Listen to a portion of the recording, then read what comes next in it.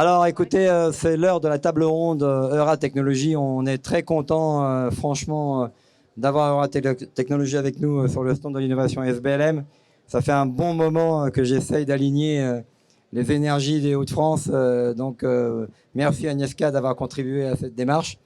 Et donc, Agnieszka est venue, va se présenter, est venue avec les pépites de sa promo. Et on va donc un peu échanger sur Euratechnologie et bien sûr sur tes pépites. Agnieszka, je compte sur plein de questions de ta part. Oh, on verra. Mais je vais faire l'intro. Donc Agnieszka Bohutka, je représente Euratechnologie. Donc on est un incubateur accélérateur de start-up dans le Nord, avec 4 sites dans le Hauts-de-France. Euratechnologie d'ailleurs qui est, je crois, un des tout premiers incubateurs accélérateurs français, hein, derrière Station F, etc. On peut dire comme ça, merci. Voilà, non, ben moi je peux me permettre de le dire. Donc, on accompagne à peu près 200 startups sur l'année, sur 7 verticales, notamment celles dans lesquelles moi j'interviens, donc PropTech, ConTech et Smart City. Donc moi, au quotidien, je suis au service de startups qui proposent des solutions innovantes, au top, high level, the best, future rockstars, pour le bâtiment, pour la promotion immobilière, pour la ville intelligente, mobilité, énergie intégrée aussi, parce que c'est très très large. Et aujourd'hui, en fait, on est à 5, donc une qui se cache, mais je pense qu'ils sont en train de faire du business. Ah oui, on est 5 aujourd'hui sur des thématiques diverses, mais très intéressantes. Et en fait, je vais laisser chacun s'introduire. Mais si tu as d'autres questions... Oui, je vais faire une petite anecdote. Tu as dit, je te prends 2 minutes de ton temps de table ronde. Tu as dit au service des startups. Je suis là pour ça.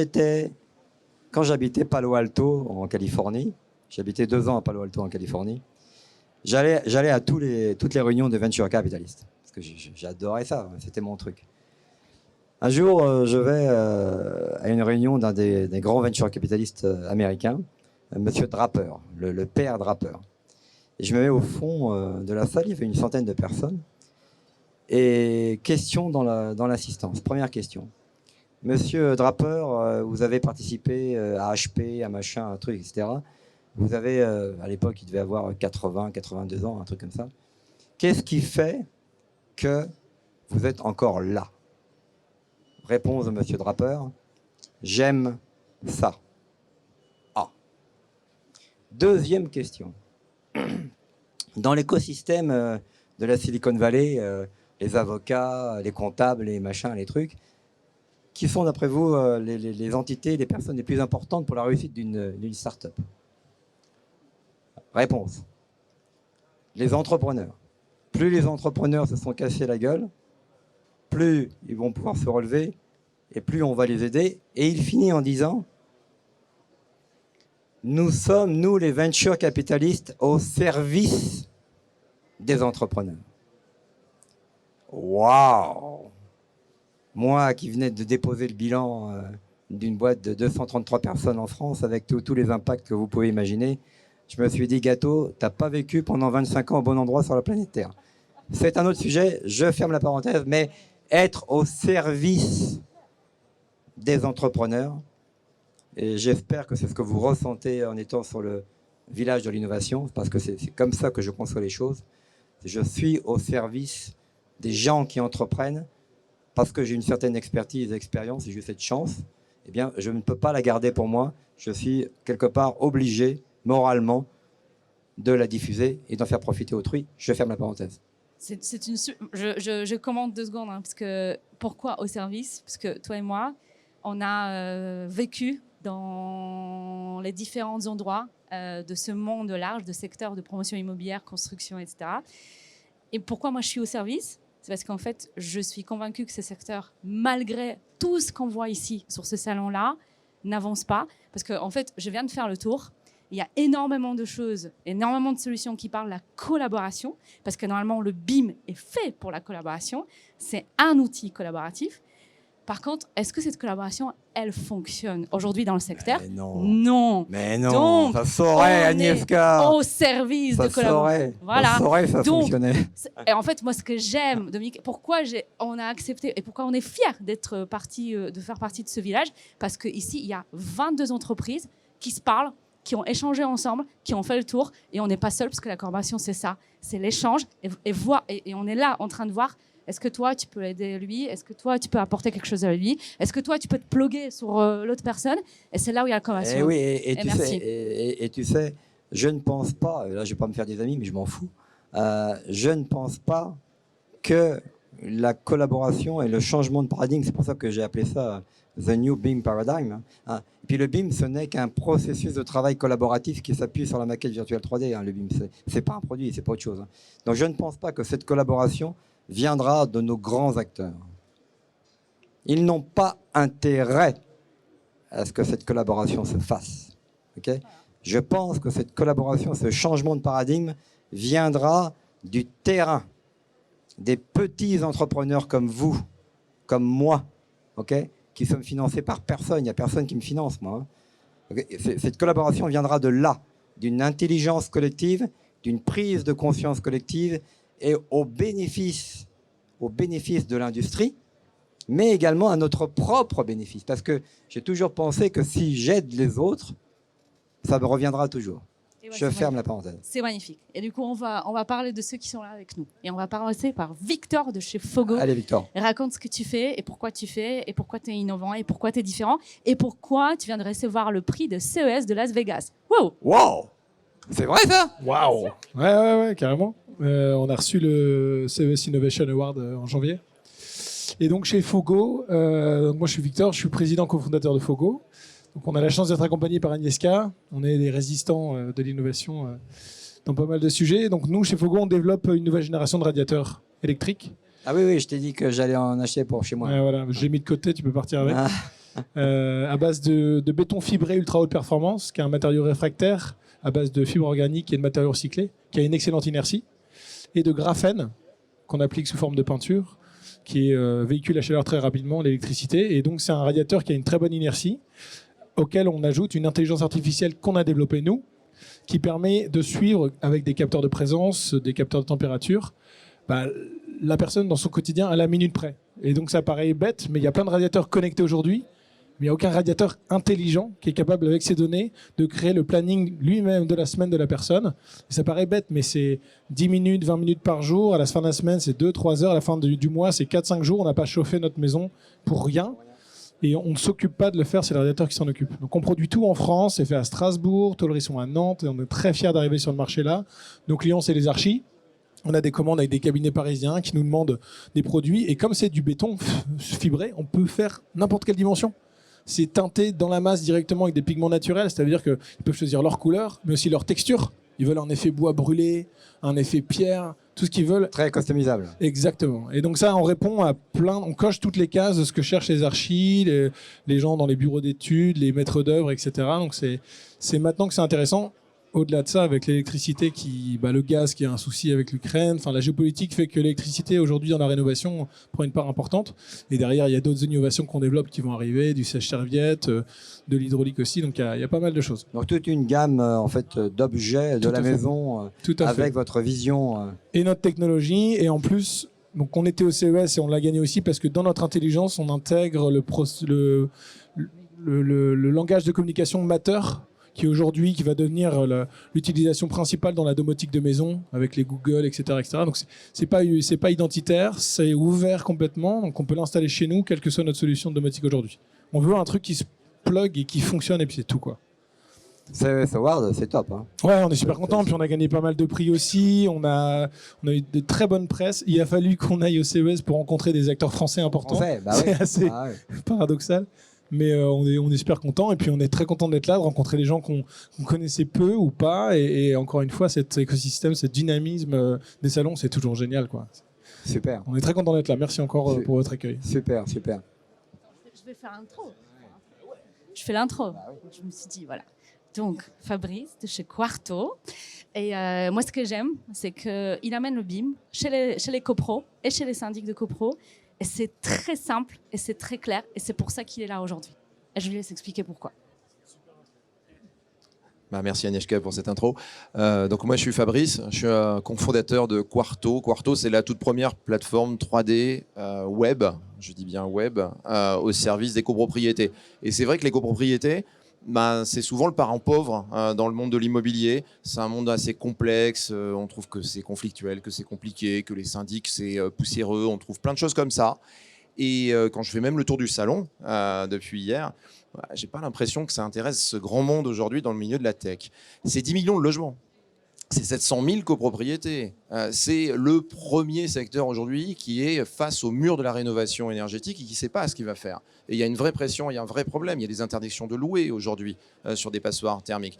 Et aujourd'hui, nous, on prétend proposer une solution qui va être au service des gens qui sont dans ce secteur. Il n'y a pas de spécialiste du BIM là-bas, il n'y a pas de facility manager non plus.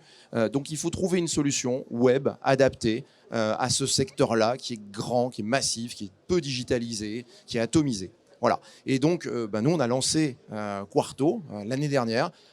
C'est une solution web, desktop et mobile, utilisable par un syndic, n'importe qui peut utiliser notre solution, va regarder une maquette, interagir, comprendre où est un lot, où est un équipement, comprendre s'il y a eu des interventions, s'il y en a eu trop à un endroit, s'il faut planifier. Comment est-ce qu'une assemblée générale, je ne sais pas si vous avez déjà vécu les assemblées générales de copropriété qui sont juste un enfer en général, mais en fait, les gens, avant de comprendre ce qui se passe dans une copropriété, ce qui se passe vraiment, les enjeux qu'il y a, situer une cour, situer le nord, situer un pignon, c'est très compliqué. Et nous, on va recentrer tout le monde sur le bâti, grâce aux jumeaux 3D. Voilà. Et j'imagine, j'ai pas encore vu le produit, mais là vraiment ton pitch, ta présentation plus qu'un pitch, m'interpelle parce que j'imagine que l'interface homme-machine est très importante là, dans le sujet là. On a des UX designers. Vraiment, le sujet, c'est comment en 1 ou 2 clics, tu trouves l'information. C'est ça. On ne va pas faire de la 3D immersive, Non, on ne va pas être du tout là-dedans. Le gestionnaire, il n'a pas le temps. Donc, il faut aller directement là où est le problème. Il ne connaît pas toujours l'immeuble, on va le dire ça comme ça. Un gestionnaire gère entre 40 et 60 copropriétés. Voilà. Donc, il faut trouver une UX qui permette d'avoir un parcours hyper efficace. Et le produit a déjà été commercialisé?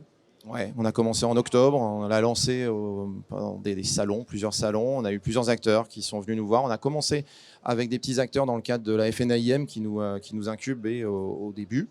Et puis, des gros acteurs sont venus parce que, en fait, si tu veux, dans cet univers, il y a bien longtemps qu'il n'y a pas de services qui permettent aussi d'innover, de se différencier entre deux syndics. Et donc, des acteurs qui ont commencé à avoir une marque, une ambition et qui veulent apporter un coup de jeune.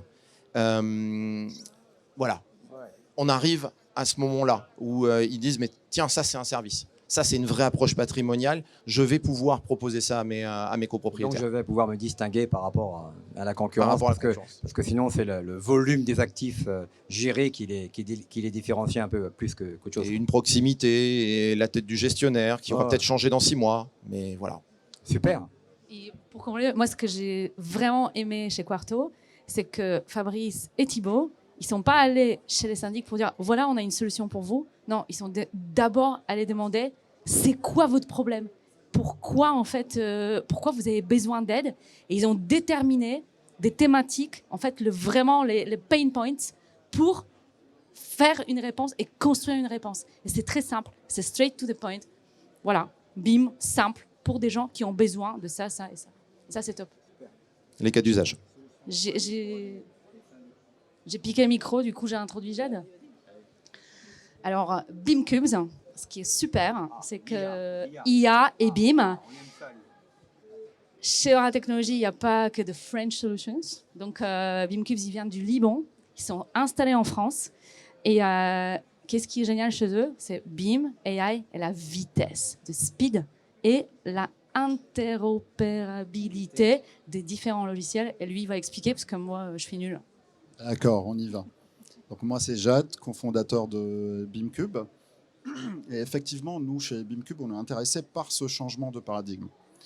Quand on parle collaboration dans le BIM, normalement, on a tendance à croire que c'est une collaboration entre les architectes et les ingénieurs. On oublie qu'il y a aussi les maîtreurs, on oublie qu'il y a aussi les pilotes OPC et les planificateurs de chantier.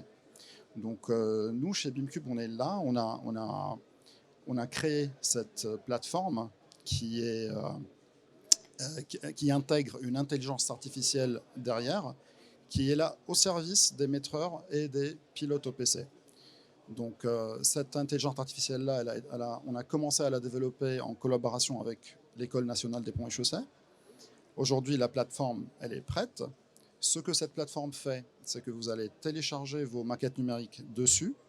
Même si les données, elles ne sont pas à 100% correctes, l'algorithme derrière va analyser les données et va sortir un DPGF CCTP, donc la shopping list du bâtiment, automatiquement, en quelques secondes. Maintenant, s'il y a quelques erreurs, on peut les changer aussi très facilement sur la plateforme. Si l'IA prend des décisions qui ne sont pas conformes à ce qu'on veut. En même temps, ça va normer. Donc, on a la chance de choisir quelle norme on voudrait suivre. La norme format mètre, la norme AFNOR, etc. pour notre DPGF et notre CCTP. Et basé sur ça, ça va sortir ensuite les ressources de chantier. Parce que sur un chantier, pour un DPGF, on peut voir un poteau porteur en béton, par exemple, et c'est juste un seul élément. Quand on arrive au chantier, cet élément devient plusieurs matériaux. On a le bétonnage, on a le ferraillage, on a le coffrage. Les équipes qui font le coffrage n'ont rien à voir avec les équipes qui font le ferraillage, les équipes qui font le bétonnage. Les machines qui sont utilisées aussi pour les toits sont différentes. Donc la plateforme elle va les aider à enrichir toutes ces données-là du BIM. Ensuite, basé sur ça, ça va se relier à la base de données nationale en France INIES du bas carbone et ça va sortir l'empreinte carbone. Basé sur ces ressources aussi, ça va sortir automatiquement le planning sur Primavera ou sur Microsoft Project. Okay. Voilà. Génial, génial parce que alors là vous êtes à la bonne place. Hein. Avec l'explication que vous venez de me donner, je fais encore une petite anecdote. Hein. C'est chez toi ici. Avant de rentrer de Montréal en France, j'ai regardé ce qui s'était passé. C'est ça qui m'a amené à faire SBLM. Hein. J'ai regardé ce qui s'était passé sur le marché de l'AEC, Architecture, Engineering and Construction, dans le numérique. J'ai remarqué qu'en 35 ans, il ne s'était pas passé grand-chose. Bien sûr, il y a eu de la numérisation, etc. Mais il n'y avait que 5 à 10% des sachants, les architectes que j'ai contribué à initier à la 3D il y a 35 ans, avec Architrion, et les ingénieurs avec leur soft, Tekla, j'en passe, et des meilleurs, avec tous les problèmes que ça pose d'interopérabilité au milieu de tout ça. Mais quid des 90% des autres métiers? Il y a 200 millions d'intervenants sur la chaîne de valeur dans le monde. Quid des 180 millions les mecs, ils ne sont pas dans le flux de données, quoi. Ils sont pas... Et je me suis dit, là, gâteau, il y a un problème, il faut faire quelque chose. Donc, SBLM, ça vient de la volonté d'interopérabiliser différentes solutions pour démocratiser l'accès à l'information. C'est pas loin de ce que vous me racontez là. Hein. Exactement. C'est aussi organiser et bien structurer l'information. Alors, et avec mes amis, mes anciens d'Architrion que j'ai rencontrés il y a 3 ans, Start Building 37 qui sont sur le stand, on s'est dit, mais eux, ils ont fait toutes les boîtes de 3D, Autodesk et compagnie, ils ont vu toutes ces évolutions, on s'est dit, ça marche pas le BIM là. Okay, il faut donner accès à l'info aux petits électriciens du coin, là, aux mecs qui viennent chez toi pour faire l'électricité et qui prennent de la donnée, qui mettent de la donnée sans changer son métier. D'accord? Et ça a donné ce qu'on pourrait vous montrer, Start Building, qui est donc une modélisation de la connaissance, 1D, 2D, 3D, 4D, on s'en fout, et où la 3D n'est qu'une manière de visualiser les données comme une autre, ni plus ni moins. Et donc vous êtes très complémentaires à ce qu'ils font et à ce qu'on veut faire, là je dis on parce que je suis actionnaire, à ce qu'on veut faire qui est de réellement démocratiser l'accès à l'information à l'ensemble des corps de métier de la chaîne de valeur et pas uniquement aux gens qui comprennent la 3D où on nous oblige à mettre de la donnée sur la 3D alors que toutes les données ne sont pas dans la 3D, c'est certain. Exactement, tout à fait. Alors écoutez, vous êtes à la bonne place. Super, je vais venir vous voir tous, mais vous, je vais venir vous voir. Très bien. Merci. Je fais l'intro. Moi, je me dis, pour conclure, hein, je sais pas toi, mais moi, je passais des nuits sur AutoCAD, Archi, pendant 10 ans. Tu changeais une gaine, il fallait refaire les plans, il fallait refaire le planning, il fallait refaire le CCTP. Et en fait, lui, il m'a vraiment énervé. Parce qu'il est venu me dire, tiens, j'appuie sur un bouton, ploum. Et en fait, il y a tous les trucs qui changent en même temps. Et voilà, il m'énerve. D'accord? On est bien d'accord. Non mais, Et les gens qui nous énervent, moi je les aime bien. Hein. C'est pour ça qu'il est là, en fait. Donc, on va passer de BIM à l'ELEC. Et pourquoi j'aime Jean-Jacques? Parce qu'en fait, c'est un gars qui vient de l'aéronautique et de l'industrie. Et en fait, il a fait quoi? Et en fait, il a pris, tu vois, le compteur ELEC, tous les câbles. Et en fait, il a dit, bah, c'est pas comme ça qu'il faut que ça marche. Chez les avions, ils font mieux. En industrie, ils font mieux. Et maintenant, je vais vous montrer comment faire. Donc, il a complètement repensé l'architecture d'installation électrique pour le bâtiment. Et moi, pourquoi j'aime la solution? Parce qu'aujourd'hui, en fait, il faut arrêter de construire. Il faut maintenant changer les fonctions de bâtiment. Aujourd'hui, le top, c'est l'architecture modulable. C'est la rénovation, parce qu'il n'y a plus de foncier, on est bien d'accord. Et du coup, maintenant, ce n'est pas juste l'architecture, la construction, les structures qu'il faut qu'ils s'adaptent, mais il y a l'infrastructure de bâtiment, il faut qu'elle s'adapte. Et c'est pour ça qu'il est là. Et il fait un truc canon, il faut écouter ce qu'il fait. Jean-Jacques, c'est à toi. Bonjour, je vais essayer de vous énerver, donc j'ai compris que c'était important. Bon, alors finalement, ce que nous faisons, c'est une nouvelle architecture électrique, une nouvelle disposition des éléments. Et ça repose sur une idée extrêmement simple. Une distribution au fil de l'eau de l'énergie. Rien qu'avec ça, on divise par 5 la quantité de cuivre ou d'aluminium dans un bâtiment ou dans un système quelconque, ça peut être dans un avion. Et donc c'est déjà très important par rapport à l'empreinte écologique, enfin, etc. La deuxième chose importante, c'est la sécurité. On a un niveau de sécurité qui n'a jamais été atteint. Jamais. On est tolérant aux pannes et aux défauts, ce qui normalement coûte beaucoup en cuivre, hein, si on veut faire des systèmes redondants. Nous, non. Comment tu fais? Explique comment tu fais. Alors, ce qu'on fait donc, dans cette distribution au fil de l'eau, on partitionne la puissance. C'est-à-dire qu'on ne transporte pas la puissance avec un seul fil, mais avec plusieurs petits fils. Ça revient au même en termes de section de cuivre, hein, au total. Mais par contre, on a plein de petits éléments qui vont couper, par exemple. Plein de petits sous-disjoncteurs qui vont couper et qui vont faire le rôle d'un disjoncteur. Alors, ça veut dire quoi aussi? Ça veut dire qu'on peut tester en permanence nos systèmes. Nos systèmes de disjoncteurs, on peut les tester en permanence. Et ça veut dire aussi qu'on peut les cacher, on peut les mettre dans un mur ou autre. On n'a pas un grand tableau électrique devant nous. Non, au contraire, on a tout mis tout près des prises ou des éléments comme ça qu'on veut couper. Et comme nos disjoncteurs sont électroniques, en plus, on peut les piloter comme des relais. Donc en fait, on a tout ce qu'il faut. Tout ce qu'il faut pour automatiser et ça ne nous coûte rien. Et on a aussi l'automate qui est intégré dans le système. Et pour rien du tout, ça coûte moins cher qu'une installation traditionnelle. Voilà où on en est aujourd'hui. Et en termes de résilience, vous ne trouverez jamais un réseau comme celui-là. Jamais. Et le produit est finalisé? Oui, bien sûr. On a des démonstrateurs. Là, on aimerait bien passer au produit final.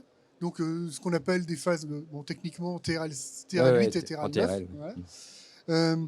Donc, l'intérêt pour nous, ce serait effectivement de faire un produit qui corresponde aux intérêts du marché. Et l'intérêt du marché, c'est l'électricien plutôt, hein, qu'on va consulter parce que lui sait s'il veut un système avec 8 disjoncteurs à l'intérieur ou s'il en veut 4 ou s'il veut des choses empilables. Enfin, voilà.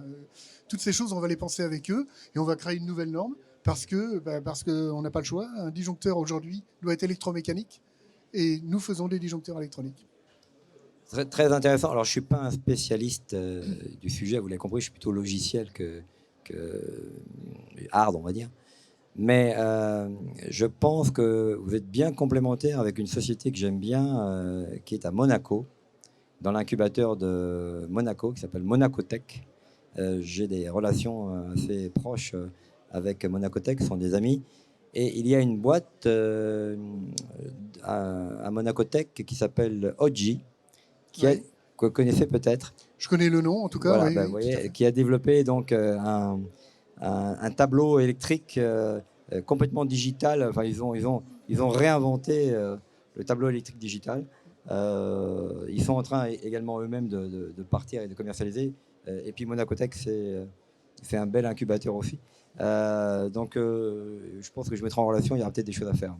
Tout à fait, ouais, c'est intéressant. Et d'autant que aujourd'hui, la partie électronique comme ça va évoluer. Hein. Il y a beaucoup de gens qui font des disjoncteurs électroniques aujourd'hui. Donc, ça va toujours dans le bon sens. Et je pense qu'Agnieszka est bien placée aussi pour vous aider avec les grands acteurs. On a quand même des grands acteurs de l'électricité dans le Nord, dans les Hauts-de-France. Oui, elle nous l'a déjà prouvé. Ouais. Il est bien en contact Ok, les Sonépar et autres. Bon, on a remporté quelques concours quand même aussi avec Vinci Énergie par exemple, Ok, ou ok. EDF, enfin voilà, ce genre de. Super, super. Je veux voir s'il y a... Capzata, il est là ou il n'est pas là, Capzata? Mais du coup, peut-être pour terminer, hein, pour ceux qui sont là et ceux qui sont en ligne, moi je pense qu'il est super important, c'est que, comme tu as dit, hein, c'est des gens avec plein d'expérience, des gens qui apportent des solutions innovantes. Maintenant, il faut les amener sur le marché. Et en fait, moi, c'est ça mon rôle, et c'est ça le pain point de tout ça. C'est qu'il y a plein de groupes ici, il y a plein de personnes qui font des bonnes choses, mais monsieur et dame présents ici et en ligne, laissez-les performer, laissez-les tester, laissez-les aller sur le terrain. Et aussi appel aux investisseurs, hein, justement parce qu'on est dans le monde des startups, c'est pas, en fait, on décolle pas une entreprise quand on fait déjà 500 000 euros de chiffre d'affaires. On décolle une entreprise quand on a un produit qui est prêt pour aller chez le marché, qui mérite de faire un démonstrateur avec un acteur déjà en fait en place. Et pour ça, ils ont besoin d'argent, parce que sinon ils vont jamais décoller. Et toutes ces belles solutions vont être présentées autour des tables rondes. Et on n'est pas là pour ça. On est là, Dominique, hein, toi et moi, on est là pour faire des choses sur le terrain. Et c'est ça le message que je porte aujourd'hui. Écoute, je ne pouvais pas espérer mieux à Euratech que quelqu'un qui tienne ce discours. Ça me tenait à cœur d'amener les ventures sur ce stand. Encore une fois, moi, je ne suis rien là. Hein, okay, mais ça me tenait à cœur d'amener les ventures sur ce stand. Hier, je ne sais pas si vous avez eu l'occasion, mais il y avait France Invest, qui est l'association des venture capitalistes françaises, qui est venue là.